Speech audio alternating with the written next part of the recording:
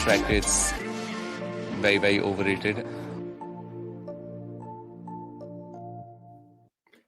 Hello, everyone, and welcome back to Strike Rate, the cricket analytics podcast, where we're going through loads of questions and answers. We're really enjoying it. We're really enjoying all the interaction that we've received during the show so far. I particularly like, I think we're about to get to his questions. Random Cricket Stats reaching out to me to wish me a happy birthday yesterday. So, I didn't know.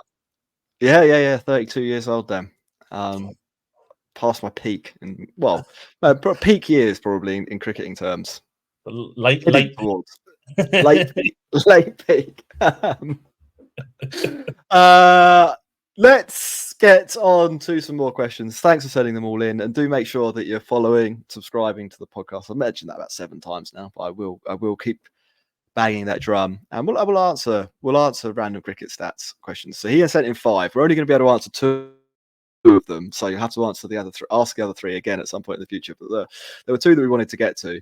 One of them is, are there non-statistical aspects that you need to integrate with statistical analysis in order to make decisions? So I'm guessing the answer to that is yes, Dan, but I'd be interested to hear how that works in practice.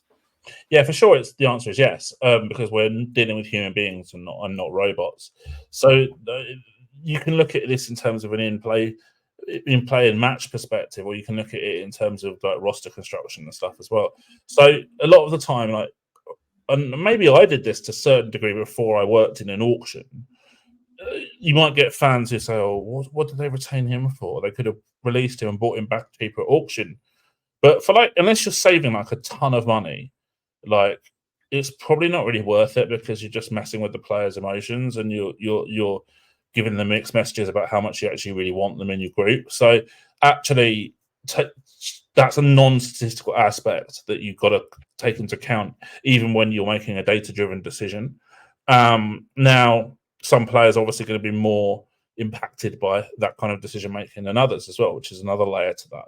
Then you've got stuff like team culture as well. So you've got to, in my experience, I've dealt with a lot of personalities, and there's if you're not great in terms of around the group, you've got to be an unbelievable player to get away with that. That's my perception of it. Largely speaking, I would rather have a team of players who are all pulling in the same direction and want the same thing and are all motivated to a high level. So what I do quite a lot now is I try and do a lot more research into players' character than I used to do, and luckily now I'm at a stage where my contact book's pretty good, and I can usually send 1 or 2 messages to someone or around the world somewhere and get a decent steer on what that player's like. So that's pretty handy. So there are a few non-statistical aspects for sure. You could look at it in game as well. Like, okay, so you might have a player who's, I don't really like this type of player, but like, let's say you've got they call it a safety valve at like number 6 or something like that. And then actually you might have to drop them down the order if you've got lots of wickets in hand at the death, because you've got better hitters to come in. How does that impact on the safety valve player? Do they feel devalued? How do you communicate that to them? And the communication of everything, really, I think is the key word. You've got to be a good communicator to deal with these kind of human aspects of things. There've got to be some other things as well. So I've got a tangible example for this one. Do you remember David Miller? If we were evaluating David Miller 3 years ago, I think most people would say he has been found out a little bit against spin. But what is, and I think that was the general view. What had been happening in the background, though, was that David Miller had been working very hard on his game against spin. And if you were able to find that out, I mean, this is kind of a statistical analysis that you're doing here. You're looking at where his weaknesses would be and applying like what you now know about the player to extrapolate what will happen in the future. But it isn't looking at raw numbers. So if you're in a situation where maybe you have some knowledge that other teams don't have, I guess you can use that too, and that might not be outright considered statistical analysis, but perhaps it would, actually, thinking back through that example. We had another one from...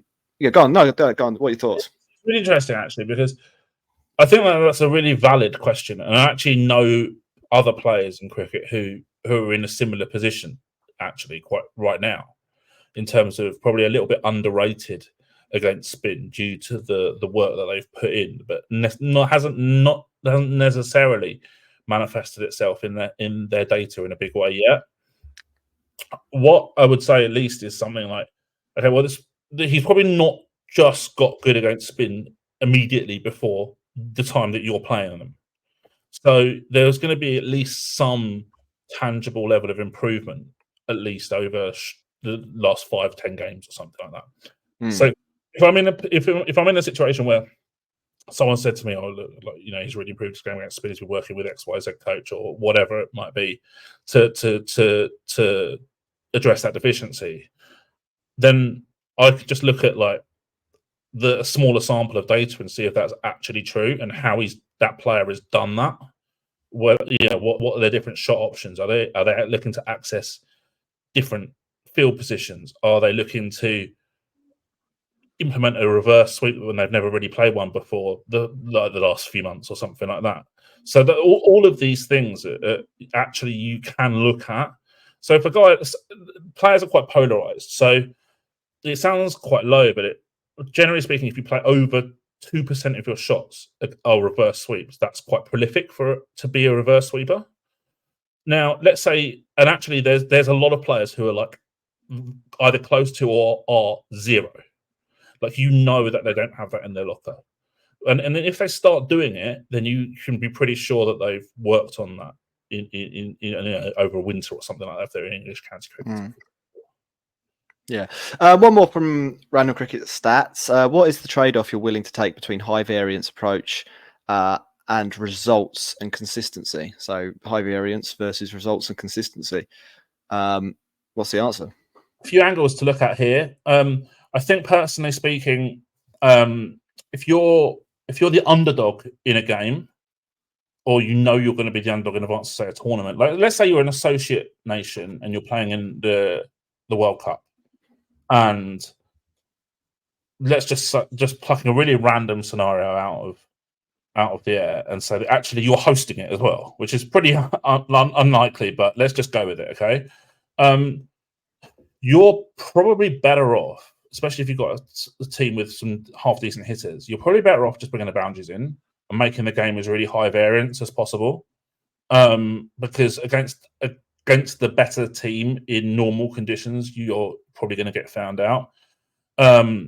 Now, I can say also that you could then look at that in terms of selection as well. Like, let's say for sake of argument, because they're a really good example of it at the moment, you got someone like a team like Scotland, right? Now they are, I think, in my opinion, is that they're a team who lack boundary hitters as a player pool. Now there are players who could probably improve them who aren't playing. So in a T20 game, Scotland are usually going to be underdogs against most teams that they play against in a major tournament, right? Certainly against any full member nation, they're going to be underdogs to win a match, and often huge underdogs to win. Now you're better off if I'm thinking about it from a Scottish perspective, you're better off picking a guy like Ollie Hares, who is going to be all or nothing. Like literally, he's either going to get a load of runs really quick or he's going to get out quick. But that's fine, because they're the type of players you need to have in your team when you're underdog. You're not going to beat a team when you've got guys who score 30 off 30 balls. If you're an underdog, you might win a game if 20% of the time and that player comes on and scores 50 off 20 balls, and the other four times out of 5 they get out within 5 balls. You might do. Look at Kevin O'Brien, that innings that he played against England back in the day for Ireland. That's a sort of high variance approach that causes major shocks. And I think that there's a lot in cricket. I think generally there's a lot what people are starting to call like a blame aversion a little bit, in terms of that they'd rather lose by not a lot than win. We'll have a chance of winning, but if you don't win, you get smashed. Because it's easy to keep a job if you're losing a T20 by 20 runs if you're an underdog. Then if you lose by 100 runs 90% of the time, but you win 10% of the time. Does that make sense? Yeah, so, absolutely. Yeah, that's a sort of trade-off that I'm talking about. And also, on a sort of a franchise league perspective, it's really important that, I mean, you shouldn't be underdog in a franchise league in any match, notably, because obviously pretty much every franchise league has got a level budget. So if you're consistently an underdog in a franchise league, you're doing things really badly to start with. So you're not even going to be thinking about variance most of the time, I would have thought. Okay, so let's say you're a team and you decide that you're not underdog a lot. Like, you've got a good team and you decide that your identity is going to be, we're gonna play aggressive brand of cricket and we're gonna look to out hit the other team in boundaries, right? You, in advance of that first game of the comp, you have got to rationalize in your head that sometimes it can go wrong. You've got to you got to get that clear, and you've got to work out a coping mechanism for when it does go wrong, because the worst thing you can do is panic and overreact and change the way you play. I remember there was I think the T20 World Cup, that wasn't the last one, but it was the one before. And West Indies started a tournament and they started batting really aggressively and they got beat. And then I think after a couple of games, they all went into their shell and tried to, everyone played like an anchor. I think it was a year that Lendl Simmons played like some ridiculous knock. I can't remember what it was, but it was like 50 strike rate or something like that. I can't remember what it was, but it wasn't a short innings either. It was like disastrous in terms of strike rate. I remember, and that's, I think, because they panicked. And actually, if you're the West Indies, you've got a team who are generally a player pool, I should say, who are generally really boundary oriented. They're very talented at scoring boundaries. They're very powerful, but they're not great on the whole in terms of strike rotation and running between the wickets and turning ones into twos and stuff like that. So stick to your strengths. If you've picked a team of boundary hitters and it goes wrong in the first game of the comp, don't then switch it to try and tell them all to nerdle, because that's not what you've picked them for. You can't do it. So you've got to, if you're going to pick the team of boundary hitters, you've got to rationalize everything in advance and say, that's what we believe in. That's our identity. Yes, it didn't go well in this particular game. We put that in a box and we move on. Great. Alex asks, have there been any cricket equivalents of expected goals developed in cricket? XG obviously being something from football where a player shoots from. You can work out roughly what the chances of a goal were likely to be. Based on the scenario of the match, could we find out whether the batter increases the likelihood of a team winning or not? Finishes Alex. So I'm aware of expected wickets, but I think it's probably somewhat flawed, and I can explain that. I don't know if there's anything that you know of that you'd want to throw into the mix. Well, I'll let you take care of the expected wicket side of things, and I'll look at it from a batting perspective. Cool. I think probably the key consideration again goes back to false shots. So a false shot will generate a wicket X percentage of the time, depending on the type of false shot that it is. And so the most notable recent example of a player really outperforming their false shot percentage was Ollie Pope scoring 196 in the first test against India. And I can't remember the exact numbers, but I think from memory, someone said that he played like 75 false shots in the innings. And in Test cricket, there's nuances, but broadly speaking, that equates to like 7.5 dismissals to score 196. And if you divide that into 196, you get probably pretty close to what he actually expected to get, or broadly what his average was for the rest of the series. So I would imagine that in that situation, Ollie Pope overperformed his expected average by a significant amount, but because of that, there's mean reversion that is likely to take place, because a player can't consistently play 75 false shots in a test innings and get away with it, and obviously that has happened subsequently in the later tests of the series. Yeah, and so on the other side, there is something called expected wickets, and this uses ball tracking and the history of balls that have been delivered in that area, in that format, and at that time, to give you an indication of what the chances are of that particular ball taking a wicket, which is kind of insightful, except that the model can't take into account what has happened prior to that ball, which means that a lot of deliveries sort of congregate towards the average for whatever that format is, and probably undervalues some of the more skillful bowlers who are able to, for example, set up a batter with 2 away swingers than an in swinger. Like if you did, the data's not super available. Sometimes you'll see CricViz tweet this out, so it's a CricViz metric. If you look at the averages for the player, the best averages, I think Boomer is off the charts, which makes sense. His expected average is 23, but it's still not his real average. There's still a margin there. And then there's the elite players in the world. So I think like Vernon Philander's on there. Pat Cummins is another one. And I think Stark are around 26, which isn't what they average. And actually, in the case of Cummins, I'd say that's out by quite a long way, 20%.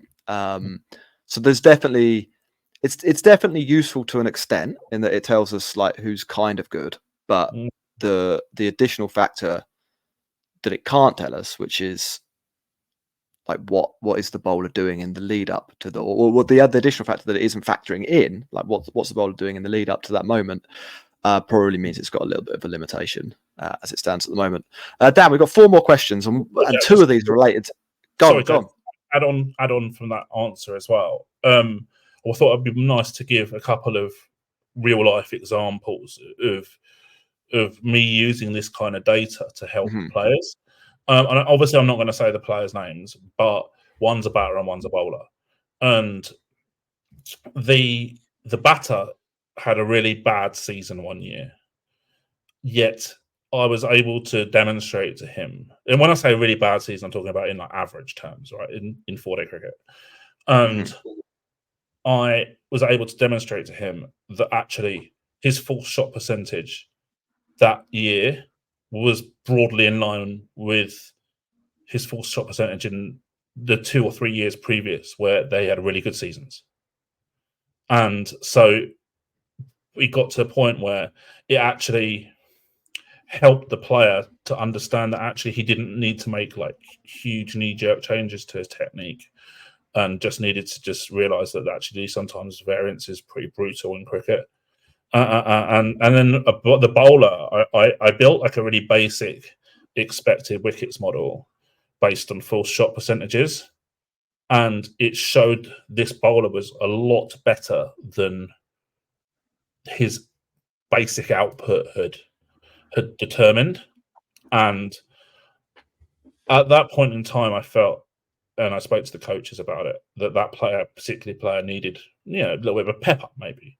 So I went and showed him this, and actually it really boosted him.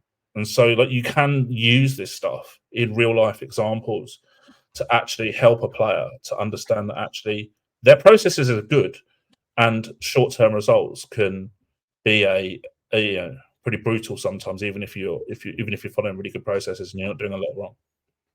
Cool. Dan, we've got 4 more questions. We're going to get through them quite quickly. 2 of them are about Rajasthan Royals. So we had one through from YouTube. I didn't write the name down, which was silly of me. And we had one through from Twitter from Alan. The one from YouTube says, I want to ask Dan about Rajasthan Royals pre-2015 auction strategy of going out for youth and undervalued players around the general core with the restricted budget overall. Is it an approach which any team in today's age might apply? Even partially, and then Alan asks about Ashwin being promoted up the order. So maybe we'll do the YouTube one first, then we'll ask Alan ones more specifically. So the Rajasthan Royals corner begins now. Okay, so look, I genuinely think, I actually replied to this question on YouTube in the end to some degree. Maybe this is a better platform to give some more sort of detailed thoughts. I'm pretty sure that if you gave me 75% of the budget of any other team in an auction, I would be able to assemble a team that would be competitive. It wouldn't come close to the bottom. Maybe it may or may not qualify, may or may not reach the later stage of the knockouts. bit of variance will be involved, but it will be competitive. I'm pretty sure of that, because I would back myself to find that young and undervalued talent that perhaps other teams don't go the extra mile to look for. From an IPL perspective, that situation doesn't really exist, though, because 90% plus of the time, probably more, the team is willing to pay their entire budget to recruit players at an auction. So it's not like I can't think for 1 minute that there's been an auction recently and the owners have said to the coach or whatever, whoever's making the decisions about recruitment, right, okay, well, you've got 100 crore and you only allowed to spend 80 of it, and it's a hard limit. You can't do it. I don't think I'd be surprised that that's ever happened. So I think it's something that the RR are gonna have a legacy with, in terms of they'll probably be the only team that's ever going to do it. Yeah, I mean, like the reality is that the auction pool is such a small amount of the money that the owners are making that there's not really any point in scrimping to save like $1 million on your $1 billion enterprise. It's right, so yeah, or $500 million enterprise, whatever it is. Alan says, do you think Rajasthan Royals' strategy to promote Ashwin to bat up the order when the team is in trouble has an overall negative impact on final team score? Would the balls faced by him be better utilised by a player whose primary role is batting? Wow, that's a question that I think is really difficult to answer. Again, it goes back to the complications that are involved in terms of like the performance compared to replacement player or average player in that scenario, because it's super nuanced. So from memory, when RR have done that with Ashwin, they haven't had a very long batting order. They've had quite a big tail, and so I think the term that people use, I've never really used it, but people seem to use it, is like a pinch blocker, and whereby he's almost taking the sting out of the opposition bowlers in order to then set up a finish from, say, a Hetmeyer or whoever else was at the franchise at the time, in terms of finishing Jason Holder maybe, or someone like that was there. So actually, while if you look at his innings in isolation and compared to, let's say, like the average number 4 or the average number 5 when he's been promoted up the order, it probably looks really bad. But what you don't see is perhaps the impact that he could have positively on his teammates, who are then allowed not to have to bat responsibly later on in innings. So it's tough. Yeah. Yeah, you also, you talked much earlier in this episode, you talked about how some players are fit the death because you're going to bat from a batting perspective. You're going to see lots of pace and not much spin.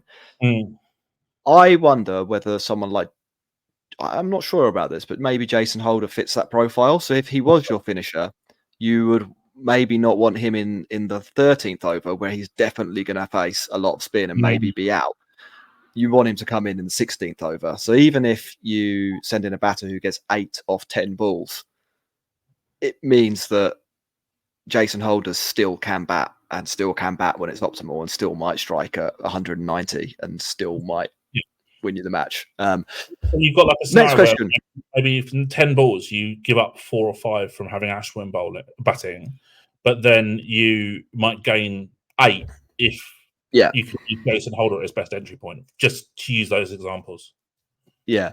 Player of the match asks, in the NBA, there is a metric, garbage time, where the game is in the 4th quarter and as a result, it's beyond doubt. Are there any scenarios that you use this for in a run chase, or are there opportunities for such a metric? Or does the fact that net run rate exists mean that there shouldn't be any garbage time? Yeah, I know what player of the match means here. Look, there are games where you know what the result is going to be, because the demands on the chasing team are now far too big for them to actually have a realistic chance of winning the game, and any kind of prediction model will have them at like 0% or something. Let's just say that, I don't know, they need like 80. No, so let's say they need 100 or 5 overs with 3 or 4 wickets in hand. Like, that's a good scenario because they're not going to chase that. I mean, like, you're going to have 2 guys who play the innings of their life, both at the same time, for that to even have a small chance of happening. But then you might say, okay, well, in that position, we don't want to lose by 80 with the net run rate. We want to lose by 20. And actually, I've obviously earlier on in this pod kind of said that actually you shouldn't do that. But that's from an outset perspective, like as in a preordained objective in a match to basically just make sure you don't lose by a lot. I'm talking about when you're in a crisis point, how do you approach it when you know you're going to lose, but you can restrict the damage to some degree? And actually probably losing by 20, 25 as opposed to losing by 80 is going to have a massive factor on a net run rate, particularly in a smaller competition where I talk about, when I say smaller, I mean in terms of calendar, like we might play 8 or 10 games rather than say the 14 that you might play in the IPL or 16 or whatever it's going to extend to. Because there's a high chance that your finishing position could be determined by net run rate, and losing by 80 runs is a disaster for that. Cool. Last question then. This comes from Alex on the Cricket Podcast Discord, so the other podcast that I do. He asks, question for you, Dan. Would you ever advise deliberately dropping a catch off a player who is batting extremely slowly? I don't know if you're actually even legally allowed to answer this one, Dan. I don't know if this contravenes like a betting thing or something like that. But from a tactical perspective, if you are able to answer it, what are your thoughts on intentionally dropping a player? Yeah, I think I can answer this okay. I've never advocated such an approach, but I think the way that Alex has worded his question is minded from a statistical basis in terms of, okay, well, this guy's going to chew, or he's really out of his depth. Let's say you're in a comp where you've got to play like 2 locals, like a UAE comp or something like that, and you've got like some random local guy, and then you've got like Andre Russell, Rovman Powell, and Tim David to come in afterwards. Then statistically, you can understand why that would be a really good strategy to drop a catch in that position. But yeah, I mean, like it opens up a whole can of worms.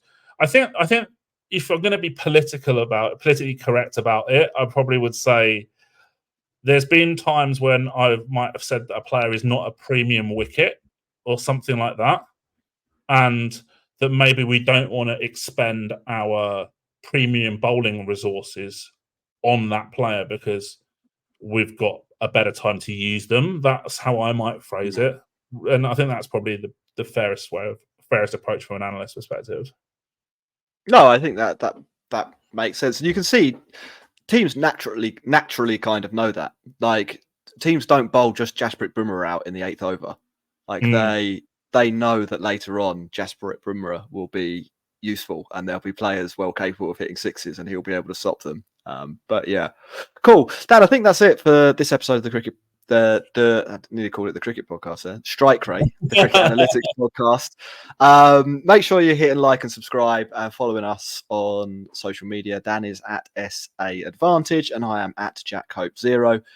We will be back again next Tuesday. We've got a few things coming up for the IPL, haven't we? I think we should do a bowlers episode. We should do an episode on bowling metrics. So if you've got any questions on that, do let us know. And we wanted to do like greatest IPL player ever, or best player in the IPL, or best Indian player, something like that to coincide with the start of that tournament. So if you've got any questions related to the IPL or India specifically, it would be great if you get in touch with those as well. Thanks very much, everyone. Catch you soon.